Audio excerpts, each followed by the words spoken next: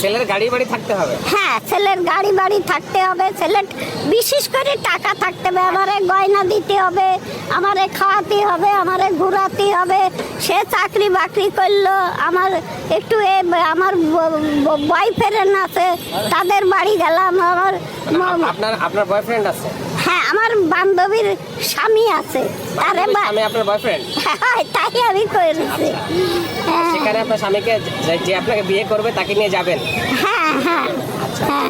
তাহলে গাড়ি কি শর্ত? গাড়ি বাড়ি থাকতে হবে, শিক্ষিত হইতে হবে, চেহারা ছবি সুন্দর হতে হবে, আর বয়স হতে হবে কিরকম? আমাদের বয়স। হ্যাঁ, আপনাদের বয়স। ঠিক আছে, তা আপনি এরকম একটা ছেলে দেখেন তো ভাইয়া। ঠিক আছে, আমরা একটা ছেলে দেখা শুরু করি। হ্যাঁ হ্যাঁ, ঠিক আছে। আমি এখন আর ভাড়া বাড়ি এত টাকা কই পাবো? রিক্সাওয়ালা চাই 50 টাকা, অটোওয়ালা চাই 60 টাকা, এত টাকা কই পাবো?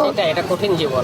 কঠিন জীবন মানে আপনি তো এখন আমাকে এই চেহারা দেখলেন, এই আপনি যা করছেন না ভিডিও, এর চাইতে আমার কত লোক আমেরিকা, অস্ট্রেলিয়া, তারপরে লন্ডন থেকে আমার এই বয়সে এখনো বিয়ের কথা আসতেছে।